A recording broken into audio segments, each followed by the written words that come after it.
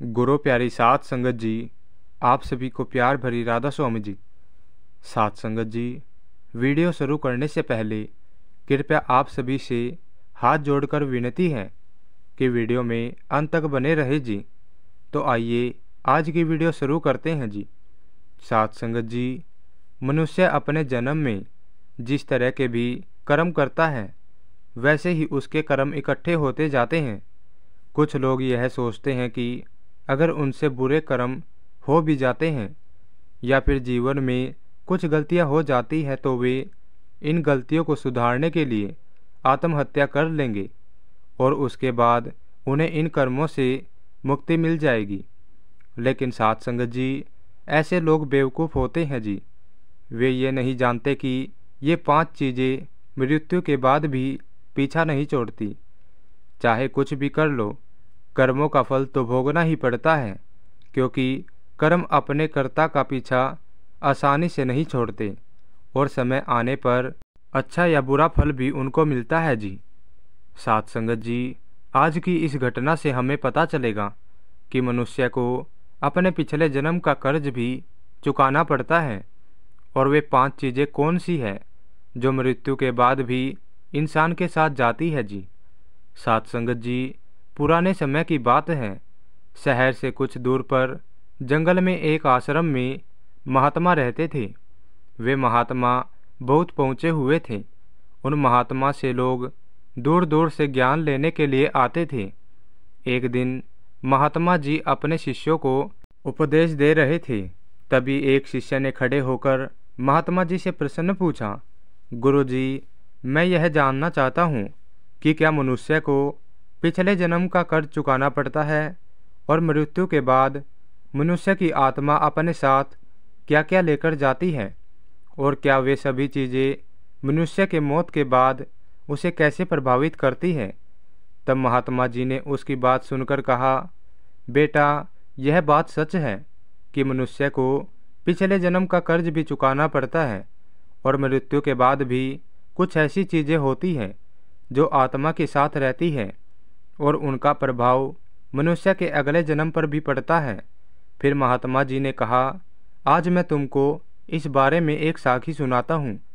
अगर तुम सब यह साखी ध्यान से सुनोगे तो तुम्हें तुम्हारे सभी प्रश्नों के उत्तर मिल जाएंगे। फिर संत जी ने कहा, प्राचीन समय की बात है।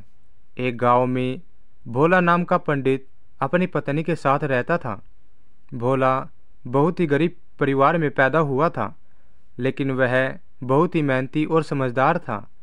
जब वह गरीब था तब उसे धन की इच्छा ज़्यादा नहीं होती थी, पर उसकी मेहनत के कारण जैसे जैसे उसके पास धन आने लगा तब वह दिन रात धन बढ़ाने की चिंता में डूबा रहता। उसकी पत्नी भी बहुत लालची थी। साध संगत जी, आप तो जानते होंगे कि पैसों की इच्छा पैसे आने के साथ साथ बढ़ती ही चली जाती है।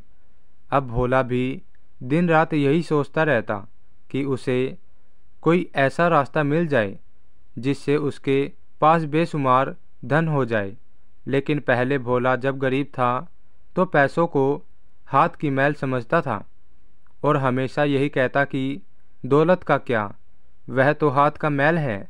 वे परमात्मा को भी बहुत मानता था, लेकिन समय बीतने के साथ साथ धन के लालच ने उसके सभी गुणों को खत्म कर दिया।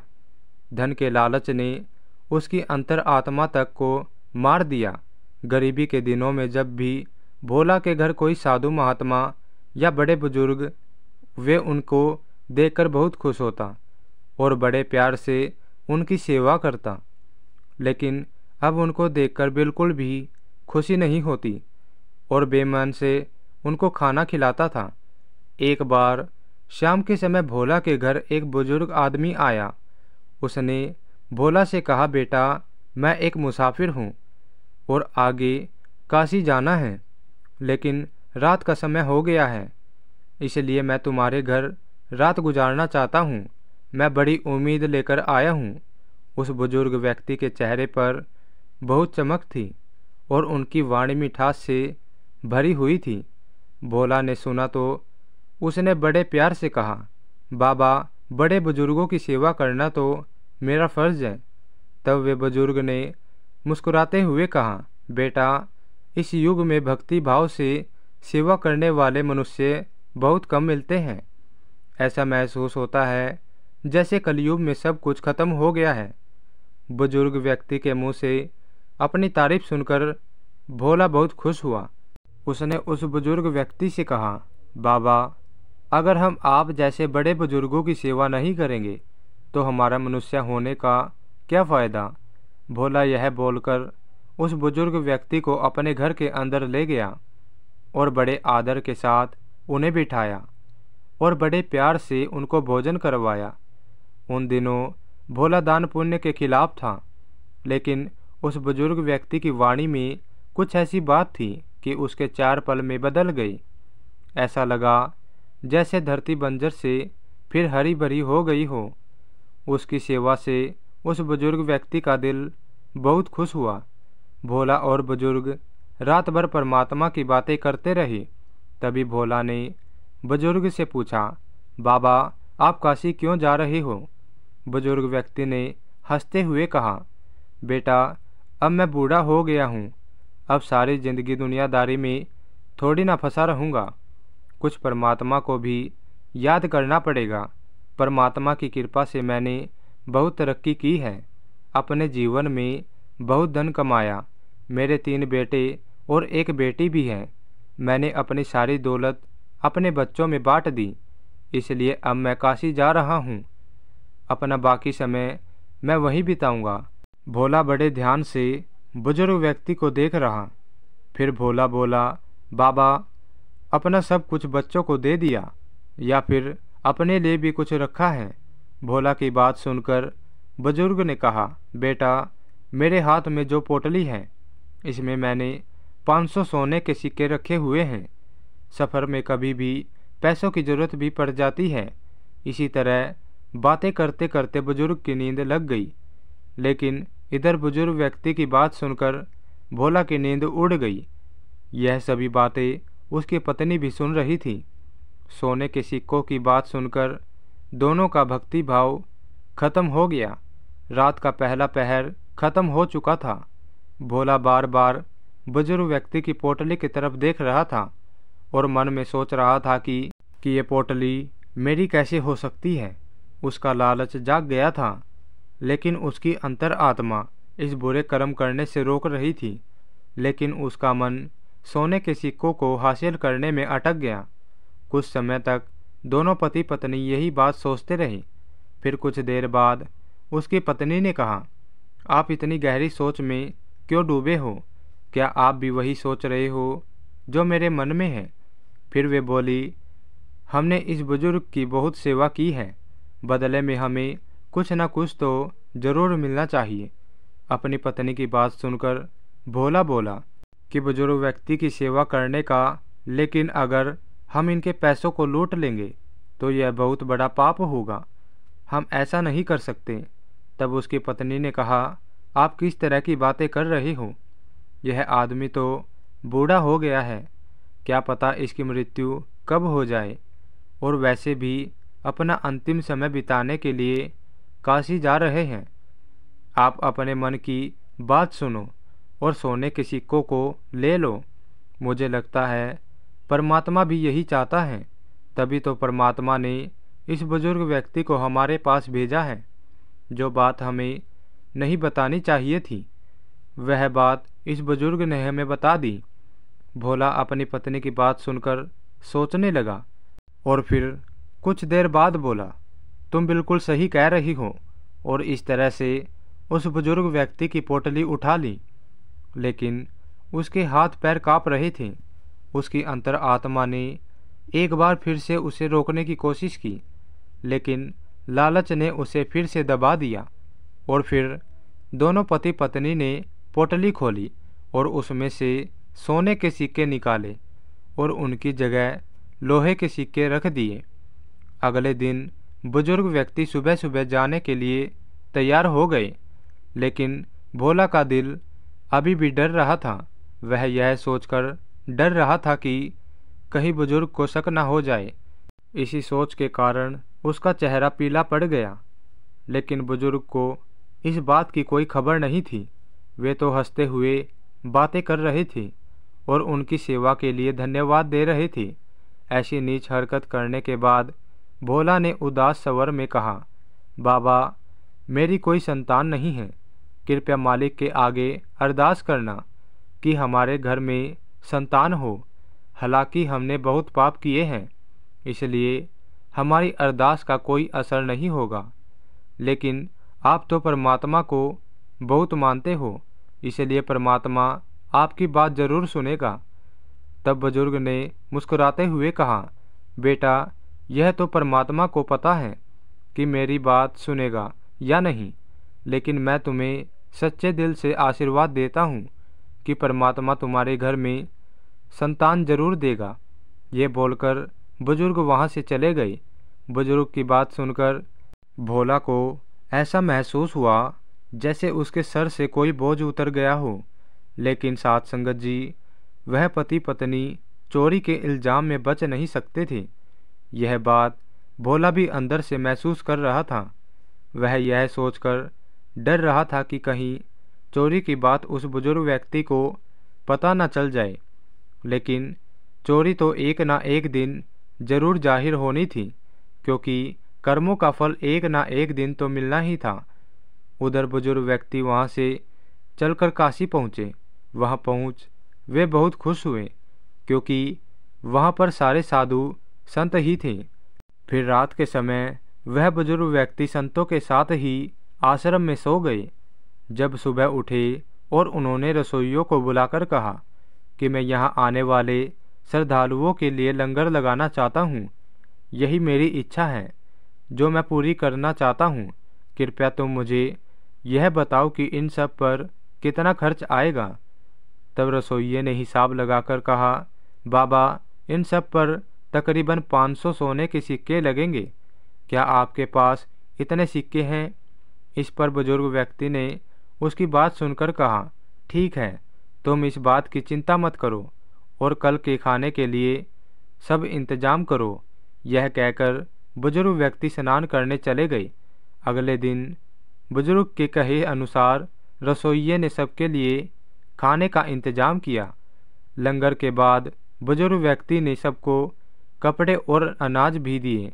यह देखकर सभी लोग बहुत खुश हुए और बोले, यह बुजुर्ग इतना गरीब होने के बाद भी कितना दयावान है। जिन लोगों के पास बहुत पैसा होता है वे सिर्फ दिखावे के लिए अपना धन लुटा देते हैं, लेकिन धर्म के कामों में एक पैसा भी नहीं खर्च करते। और यह बुजुर्ग व्यक्ति एक नेक दिल इंसान है, जिसने गरीबों को खाना खिलाया, अपना धर्म समझा और धर्म के सामने पैसों को महत्व नहीं दिया। अपनी तारीफ सुनकर वे बुजुर्ग व्यक्ति बहुत खुश हुए। जब शाम का समय हुआ तब बुजुर्ग व्यक्ति ने अपने कमरे का दरवाज़ा बंद किया और पोटली को खोलकर देखा तो उसमें लोहे के सिक्कों को देखा। वह घबरा गया। उन्हें ऐसा लगा जैसे वे कोई भयानक सपना देख रहे हों। अब तो बुजुर्ग व्यक्ति को अपनी आंखों पर विश्वास नहीं हो रहा था। उसने बार बार अपनी आंखों को बंद कर कर देखा, पर सिक्के लोहे के ही थे। बुजुर्ग व्यक्ति ने थोड़ी देर में रसोइये से हिसाब करके उसे सिक्के देने थे। वह बुजुर्ग घबरा गया और सोचने लगा कि अब क्या होगा। उसकी आंखों के आगे अंधेरा आ गया।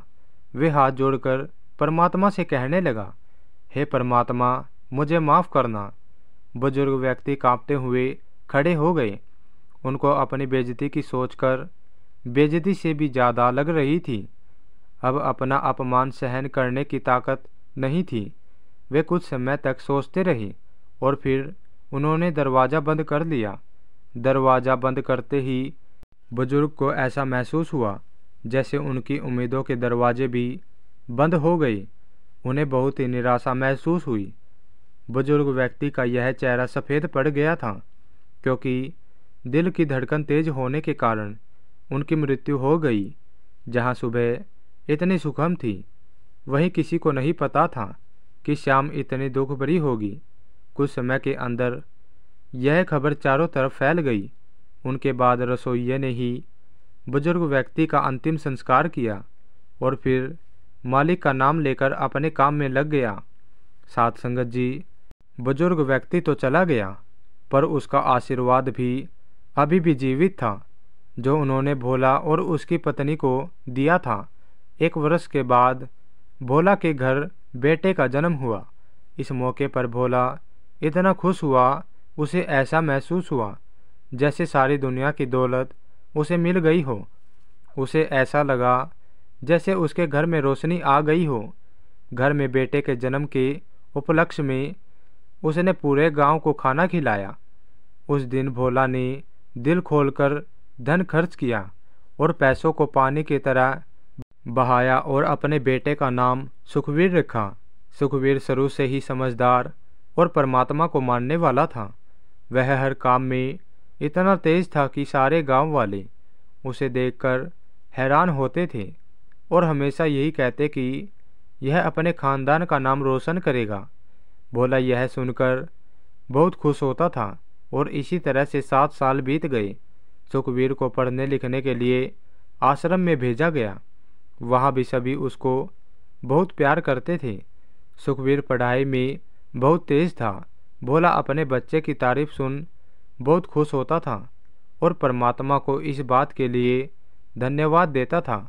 लेकिन कभी कभी भोला को उस बुजुर्ग व्यक्ति के साथ किए गुनाह की बात याद आती तो वह परेशान हो जाता और डर जाता था, और इसी बात के कारण वह बार बार अपने ऊपर गुस्सा करता और वे यही सोच के कारण दुखी रहता और मन ही मन कहता कि मेरी बुद्धि कितनी भ्रष्ट हो गई थी जो मैंने इतना बुरा काम किया। लेकिन साध संगत जी, बीता हुआ समय तो वापस नहीं आ सकता। फिर भी उसने कुछ सोचकर 500 सोने के सिक्के लाल कपड़े में लपेटकर बक्से में रख दिए और यह फैसला किया कि वह सिक्के बुजुर्ग व्यक्ति को वापस कर देगा। उसके बाद उसने उस बुजुर्ग व्यक्ति को ढूंढना शुरू किया। भोला ने उस बुजुर्ग व्यक्ति की काफ़ी तलाश की, लेकिन वे नहीं मिले। इस तरह से काफ़ी समय बीत गया और भोला उस घटना को तो भूल गया, लेकिन सोने के सिक्के अभी तक लाल कपड़े में लपटे हुए बक्से में ही पड़े थे। समय गुजरता गया। सुखवीर अब 23 साल का हो गया था, लेकिन उसको एक खतरनाक बीमारी हो गई थी। सुखवीर की बीमारी में काफ़ी खर्च हो गया था। फिर एक दिन भोला अपनी पत्नी और बेटे को साथ लेकर काशी रवाना हो गया। वहां पहुंचकर वह एक आश्रम में रुके। वहां जाकर भोला को पता लगा कि सुखवीर का व्यवहार साधुओं की तरह हो रहा है, क्योंकि सुखवीर अपना ज़्यादातर समय साधुओं के साथ ही बिताता था और जब भी उसको कोई दुखी या परेशान व्यक्ति नज़र आता तो वह उसकी मदद जरूर करता। यह सब देखकर भोला बहुत परेशान हो गया, लेकिन वह कुछ भी कर नहीं सकता क्योंकि सुखवीर उसका इकलौता बेटा था। उसका चेहरा देखकर भोला का गुस्सा बिल्कुल शांत हो जाता था। भोला बहुत सोचता, लेकिन सुखवीर के इस व्यवहार के कारण उसे समझ नहीं आया। फिर एक दिन शाम के समय सुखवीर अपने आश्रम में वापस आ रहा था। रास्ते में एक बूढ़ा आदमी रोता हुआ मिला। सुखवीर ने पूछा, बाबा आप क्यों रो रहे हो? तब उस बूढ़े आदमी ने कहा, बेटा मुझे बताने में शर्म आ रही है, लेकिन अगर तुम फिर भी जानना चाहते हो तो सुनो। मैं आज आत्महत्या करने जा रहा हूँ क्योंकि मुझे बहुत नुकसान हुआ है और इस कारण से मेरे सर के ऊपर काफ़ी कर चढ़ गया है। तब सुखवीर ने उसकी बात सुनकर कहा, बाबा यह तो छोटी सी बात है। उसकी बात सुनकर बूढ़े आदमी ने रोते हुए कहा, बेटा मैंने अपना कर्ज चुकाना है। अगर मैं अपना कर्ज नहीं चुका सका तो मेरे पास आत्महत्या के अलावा और कोई चारा नहीं। बूढ़े आदमी की बात सुनकर सुखवीर थोड़ी देर चुप रहा। फिर उससे पूछा, बाबा आप मुझे बताओ आपको कितने पैसे की ज़रूरत है? साध संगत जी, जब व्यक्ति निराश हो जाता है तो उसे हर कदम पर उम्मीद नज़र आती है। बूढ़े आदमी ने थोड़ी देर हिसाब लगाया और बोला, बेटा मेरे ऊपर 500 सोने के सिक्कों का कर्ज है। सुखवीर ने कुछ देर सोचा और फिर बोला, बाबा अब चिंता मत करो, आप यहीं गंगा किनारे मेरा इंतज़ार करो, मैं थोड़ी देर बाद वापस आता हूँ। मैं आपके लिए सोने के सिक्के कहीं ना कहीं से ज़रूर लेकर आऊँगा। तब बूढ़े आदमी ने उससे कहा, बेटा यहाँ पास में एक धर्मशाला है, तुम वहीं पर आना। उसी समय सुखवीर वापस अपने आश्रम में पहुँचा। उसका मन बहुत बेचैन हो रहा था। वह चाहता था कि जल्दी से बूढ़े आदमी की परेशानी खत्म हो जाए। उस समय वह यही सोच रहा था कि बूढ़े आदमी की मदद करना उसका फर्ज है। उस समय आश्रम में उसके माता पिता नहीं थे। उसने अंदर देखा, उसके माता पिता का बक्सा पड़ा हुआ था, उसमें ताला लगा हुआ था। सुखवीर ने एक पत्थर से ताला तोड़ दिया, फिर बक्से में कुछ ढूंढने लगा, लेकिन उसे वहाँ कुछ नहीं मिला। वह थोड़ा निराश हो गया, लेकिन किसी उम्मीद के कारण उसने एक बार फिर से बक्से के कपड़े बाहर निकाले। उसे एक लाल कपड़ा नजर आया। उसने कांपते हाथों से उस कपड़े को खोला। कपड़े को खोलते ही उसमें से सोने के सिक्के नजर आए। यह देखकर वह बहुत खुश हो गया। साथ संगत जी, यह वही सोने के सिक्के थे जो भोला ने उस बुजुर्ग व्यक्ति से चोरी किए थे। जब सुखवीर ने सिक्कों को गिना तो वे 500 ही निकले।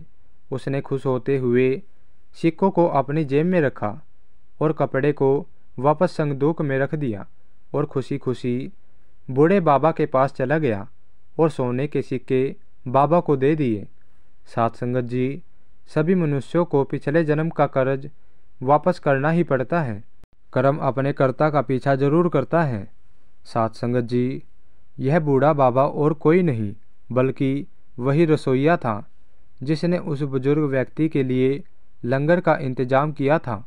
पर अचानक से बुजुर्ग की मृत्यु होने के कारण उसे बहुत नुकसान हुआ, क्योंकि वह बहुत गरीब था। और साथ संगत जी, सुखबीर वही बुजुर्ग व्यक्ति था जिसने सोने के सिक्के भोला और उसकी पत्नी ने मिलकर चुराए थे। इसलिए उसने भोला के घर जन्म लेकर अपना कर्ज वापस किया। अब इसके बाद होनी को कुछ और ही मंजूर था। जब सुखवीर वापस आया तो उसके मन के अंदर एक अजीब सी शांति थी। उसे ऐसा महसूस हो रहा था जैसे उसका जन्म ही इस काम के लिए हुआ था। उसके कुछ दिनों के बाद बीमारी के कारण सुखवीर की मौत हो गई। जब सुखवीर की मौत हुई तो यह बात भोला और उसकी पत्नी बर्दाश्त ना कर पाए और इसी सदमे के कारण भोला और उसकी पत्नी की भी मृत्यु हो गई। जब उन तीनों की मृत्यु हो गई तो उस रसोइये ने ही उन तीनों का अंतिम संस्कार किया। जब उन तीनों की आत्माओं को यमराज के सामने पेश किया गया तो यमराज ने सुखवीर को स्वर्ग में भेज दिया और दूसरी तरफ भोला और उसकी पत्नी को नरक में डाल दिया गया और कुछ समय तक नरक भोगने के बाद उनको अपाहिज के रूप में धरती पर जन्म दिया गया। साथ संगत जी, इस घटना को सुनकर हम समझ सकते हैं कि जो भी मनुष्य अपने जीवन में कर्ज नहीं चुका सकता तो उसको कई जन्मों तक उसकी सज़ा भोगनी पड़ती है। इसलिए साथ संगत जी, मनुष्य को अपना कर्ज जरूर चुकाना चाहिए। उसके बाद महात्मा ने अपने शिष्यों से कहा, बेटा तुम्हारे दूसरे प्रश्न के अनुसार मृत्यु के बाद भी 5 ऐसी चीज़ें हैं जो मनुष्य का साथ नहीं छोड़ती। जब मृत्यु के बाद आत्मा दूसरे शरीर में प्रवेश करती है तो आत्मा के साथ साथ यह 5 चीज़ें दूसरे शरीर में प्रवेश कर जाती है। साथ संगत जी, पहली चीज़ है कामना, जो मनुष्य की मृत्यु के साथ ही रहती है, और दूसरी है कर्म। मनुष्य अगर इस जन्म में अच्छे कर्म करता है तो अगले जन्म में भी मनुष्य को सुख और शांति मिलती है। और तीसरी है वासना। वासना ही कामना का एक तर्क है। वासना एक ऐसी चीज़ है जिसका कोई अंत नहीं है। मृत्यु के समय भी मनुष्य वासना से मुक्त नहीं हो सकता। इस सांसारिक सुख की चाहत, काम की इच्छा वासना कहलाती है। मन की शांति और परमात्मा की बंदगी एक ऐसी चीज़ है जो वासना से मुक्त कर सकती है। और चौथा है ज्ञान बुद्धिमान। मनुष्य हमेशा ही ज्ञानवान और विवेकशील होता है, जिसके कारण उसकी मुक्ति जल्दी हो जाती है। और पांचवी चीज़ है कर्ज। कर्ज ऐसी चीज़ है जो मनुष्य की मौत के बाद भी उसका पीछा नहीं छोड़ती। साथ संगत जी, अगर किसी से कर्ज लिया है तो मृत्यु से पहले उसे जरूर चुका देना चाहिए, क्योंकि लिया हुआ कर्ज और दिया हुआ कर्ज जन्मों जन्मों तक मनुष्य के साथ ही रहता है। और अगर कोई मनुष्य कर्ज लेकर मर जाता है तो उसे अपना कर्ज चुकाने के लिए दोबारा जन्म लेना पड़ता है जी। और साथ ही उसे इसकी सज़ा भी मिलती है। और इसके साथ अगले जन्म में मनुष्य के किसी भी हिस्से को अपंग या अपाहिज बनाकर धरती पर भेजा जाता है। तो इसका मतलब यह हुआ कि उस मनुष्य का अगला जन्म में बहुत दुख भरा होता है और वे मनुष्य अपने जन्म में कभी कामयाब नहीं होता। साथ संगत जी, आपको यह घटना कैसी लगी कमेंट में ज़रूर बताना। और चैनल पर पहली बार आए तो चैनल को सब्सक्राइब ज़रूर कर देना जी। तो साथ संगत जी, मिलते हैं एक और नई वीडियो के साथ। तब तक के लिए राधा स्वामी जी।